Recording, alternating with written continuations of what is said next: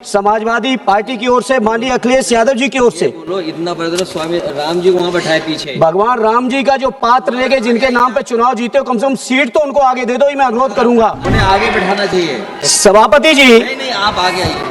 मैं आज के इस मौके पर सभापति जी, मैं सुन रहा था जब बजट के बारे में सत्ता पक्ष से जगदम्बिका पाल जी ने बात शुरू की थी और बात कुछ इस कदर शुरू कर दी थी कि लग रहा था कि मोदी जी के राज में 11 साल के कार्यकाल में पता नहीं देश में कितना बड़ा परिवर्तन हो गया है। समाजवादी, अरे सुनते चलिए, अभी सुनाएंगे। सभापति जी, समाजवादी पार्टी की ओर से माननीय अखिलेश यादव जी की ओर से बोलो इतना बड़ा स्वामी राम जी को वहाँ बैठाए पीछे। भगवान राम जी का जो पात्र लेके जिनके नाम पे चुनाव जीते हो, कम से कम सीट तो उनको आगे दे दो, ही मैं अनुरोध करूंगा। सीट तो आगे दे दो, भगवान राम के सम्मान तो कर दीजिए। उन्हें आगे बैठाना चाहिए। सभापति जी, नहीं आप आगे आइए। सभापति जी, ये अनुपूरक बजट की जब चर्चा शुरू हुई तो सबसे ज्यादा सब्सिडी, यूरिया सब्सिडी के नाम पर बिल बजट मांगा गया और लगातार किसानों के लिए जाने कितनी बड़ी बड़ी बातें की गई। कुछ सच्चाइयों को मैं आपके माध्यम से सदन और सदन के साथ साथ देश के सामने रखना चाहता हूं। जब 2014 में यूपीए की सरकार थी, उस समय देश के किसानों के ऊपर केवल 7.5 लाख करोड़ कर्ज था और 11 साल में वो 7.5 लाख करोड़ कर्ज बढ़ के 28.5 लाख करोड़ हो चुका है। सभापति जी, उस समय प्रति किसान केवल 37,000 रुपए कर्ज था। आज की तारीख में वो 37,000 बढ़ के पर किसान 78,000 रुपए हो चुका है प्रति किसान। सभापति जी, ये जो सरकार है ये चुनिंदा कॉर्पोरेट लोगों के लिए काम कर रही है। 16.5 लाख करोड़ से ज्यादा कर्ज कॉर्पोरेट का माफ किया गया, लेकिन पूरे कार्यकाल में किसानों के लिए एक भी कर्ज माफ नहीं हुआ।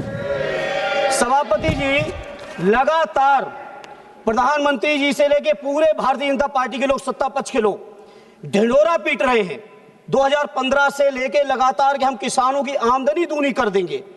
हमारे पास डेटा है, पूरे के पूरे 11 साल में किसानों की आमदनी केवल प्रति किसान 1,000 रुपए बढ़ी है।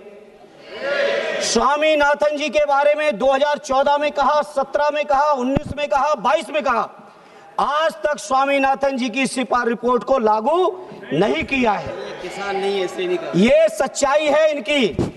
सभापति जी, दूसरी बात इन्होंने की रोजगार की। रोजगार के मामले में जो लोग पहले से नौकरी कर रहे हैं, कहीं पेट्रोल पंप पे कोई अगर वो सेल्समैन बना हुआ है, पेट्रोल भर रहा है, कोई घुमचे वाला, तमाम तरीके के सर्वे करा के, फर्जी आंकड़े पेश करके, और अब तो विदेशी संस्थाएं भी यहां तक कहने लगी कि हिंदुस्तान की तरफ से फर्जी आंकड़े पेश किए जा रहे हैं। तो इसलिए सभापति जी, मैं आपके सामने बात करना चाहता हूं। सभापति जी, अगर देश की हालत जो बात करते हैं, तमाम सत्ता पक्ष वाले, जीडीपी मैंने इतनी बढ़ा दी, जीडीपी उतनी बढ़ा दी। आप सोचिए, ग्लोबल हंगर इंडेक्स में हमारा देश 2014 में 55वें नंबर पे था और आज हम 2025 में बात कर रहे हैं तो 102वें स्थान पे पहुंच गया है। केवल 123 देशों में से प्रति व्यक्ति आय घटी है, किसानों का रेट बढ़ा है। लगातार प्रधानमंत्री जी उस समय 2014 से पहले जब बातें करते थे, उस समय के प्रधानमंत्री स्वर्गीय मनमोहन सिंह जी को अपमानित करते थे और उम्र की बातें करते थे, लेकिन जब तक उनका कार्यकाल चला तब तक डॉलर के मुकाबले रुपया केवल 60 था और आज आपके समय में 90 पार कर चुका है। आप सोचो, इस बात को हम किस तौर पे परिभाषित करें। आपने रोजगार की बहुत बातें की, नौजवानों की। सभापति जी, आज हम आपसे जब बात कर रहे हैं, अपनी बात रख रहे हैं, आज ही उत्तर प्रदेश के अंदर जिस आयोग को आपने माननीय अखिलेश यादव जी के कार्यकाल में बदनाम किया, आज उस कार्यकाल, उस आयोग का यह हाल हो गया है। माननीय सभापति जी, उत्तर प्रदेश के अंदर 53 से ज्यादा पेपर लीक होके परीक्षाएं रद्द हो चुकी हैं पिछले 9 सालों में उत्तर प्रदेश के अंदर, और 11 सालों में देश के अंदर कोई भी भर्ती पूर्ण नहीं हुई है। और आज जब हम आपसे बात कर रहे हैं माननीय सभापति जी, इस समय इलाहाबाद के लोक सेवा आयोग में उत्तर प्रदेश के हजारों नौजवान अपनी बात को रखने के लिए, वहां के निमित्ताओं को दूर करने के लिए जब इलाहाबाद के आयोग के सामने खड़े थे तो आप विजुअल, आप महिला हैं, आप संवेदनशील हैं, आप देख के आश्चर्य करोगी कि किस तरह से वहां के नौजवानों को, युवकों को, युवतियों को लाठी चार्ज करके, बाल पकड़ के घसीटा जा रहा है। अमानवीय व्यवहार आज प्रयागराज और इलाहाबाद में हो रहा है। सभापति जी, बहुत बातें की बेरोजगारी को दूर करने की। अरे सुन लो, की बात हो रही। सुन लो, हर साल 2 करोड़ रोजगार देने की बात आपने की और 2 करोड़ रोजगार देने के बाद सभापति जी साल दर साल मेरे पास डेटा है और आज की तारीख में आजादी से लेके अब तक अगर बेरोजगारी की दर कभी सबसे ज्यादा बढ़ी है तो आज हमारे देश में 8% से ज्यादा बेरोजगारी की दर आज बढ़ी हुई है। यह है भारतीय जनता पार्टी की सच्चाई। सभापति जी बात करते हैं ये लोग जनगणना के नाम पर पूरे देश में। मुझे याद है, मुझे भी सौभाग्य मिला था सदन में, श्रद्धेय नेताजी, श्रद्धेय शरद जी, आदरणीय लालू जी से लेके पासवान जी थे, सभी लोगों ने मांग रखी थी कि जातीय जनगणना होनी चाहिए 2010 में। ये गलती की कांग्रेस के साथियों ने उस समय नहीं की, लेकिन इस समय जब एनडीए की सरकार ने वादा किया है, मैं स्वीकार कर रहा हूं वादा किया है, लेकिन वादा तेरा वादा, कोई वादे पे भरोसा नहीं रहा। हालत ये हो गई है, एक भी वादा पूरा नहीं है, इसलिए जातीय जनगणना के भी वादे पर देश की जनता को अब आपके ऊपर भरोसा नहीं है। आपने बजट मांगा है, आप ले जाइए बजट, लेकिन ये इस बात का जवाब आना चाहिए कि आखिर जनगणना कब हो रही है और जो जनगणना हो रही है उस जनगणना में जाति जनगणना आप शामिल कर रहे हैं या नहीं कर रहे हैं, इसका जवाब आपको देना पड़ेगा। सभापति जी, यूरिया की जहां तक सवाल है, सबसे ज्यादा ढिढोरा पीटा जा रहा है। यूरिया के लिए अनुपूरक मांगे की गई है, लेकिन यूरिया की हालत क्या है?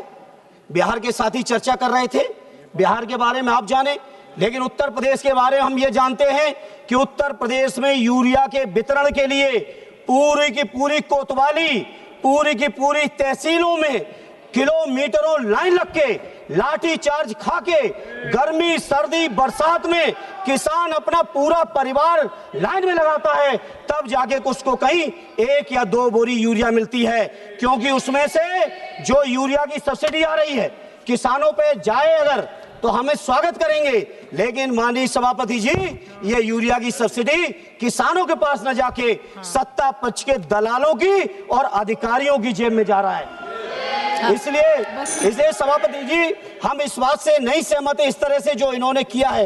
इसलिए सभापति जी, इस मौके चूंकि मेरे और भी साथी बोलने वाले हैं, मुझे इसलिए इस मौके पे इतना ही कहूंगा कि नौजवानों को रोजगार मिले, किसानों को हक अधिकार मिले, उनको वाजिब मूल्य मिले, उनको सुविधाएं मिले, खाद बीज पानी बिजली की जो व्यवस्थाएं हैं किसानों की, कम से कम उत्तर प्रदेश के बारे में मैं कह सकता हूं, बंगाल के बारे में आप जाने, बिहार के बारे में आप जाने, लेकिन उत्तर प्रदेश के बारे में बहुत जिम्मेदारी से कह रहा हूं, पूरी तरह से बर्बादी है।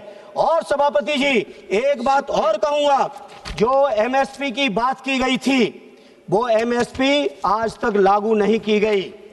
और तो और सभापति जी, पहले भी सदन में उठाया हूं, आज फिर दोहरा रहा हूं, बच्चों को दवाएं भी मिलावटी दी जा रही, जहर बेचा जा रहा है। और एक लास्ट सभापति जी, शुक्रिया, पूरी की पूरी भारतीय जनता पार्टी की उत्तर प्रदेश सरकार दवाई, जहरीली दवा बेचने वाले, कफ सिरप बेचने वालों को बचाने पे लगी हुई है। आपकी ईडी, आपकी सीबीआई, आपका इनकम टैक्स केवल विपक्षी नेताओं के लिए है, लेकिन जो लोग डकैती डाल रहे हैं उनके लिए कहीं आपकी हिम्मत नहीं है, क्योंकि आपको एहसास है कि अगर आपने ढंग से कार्रवाई कर दी तो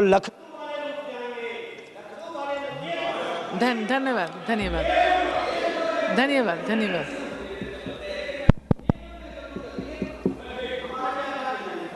बोलिए।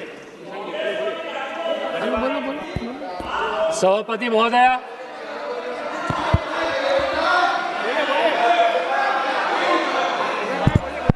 सभापति महोदय, मैं आज सरकार के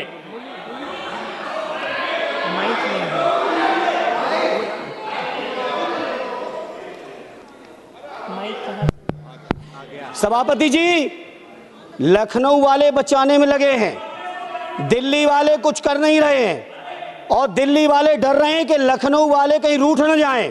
कोई रूठे कोई मने, हमारी इस मौके पे मांग है कि जो बच्चों के ऊपर जिन्होंने बच्चे मरे जहरीली दवाओं से, उन पर कठोरतम कार्रवाई करके उनको सजा मिलनी चाहिए। और अध्यक्ष जी, कम से कम नए नए अध्यक्ष बने, बधाई लेते हुए यही नेक काम करके दे दीजिए, यही नेक काम कर दीजिए। तो कम से कम उत्तर प्रदेश के वो बच्चे जो मरे, उनके परिवारों को, दिलों को कहीं ना कहीं सुकून इस बात का मिलेगा कि आपने कार्रवाई कर दी। बहुत बहुत धन्यवाद सभापति जी, आपने टाइम दिया, बहुत बहुत धन्यवाद।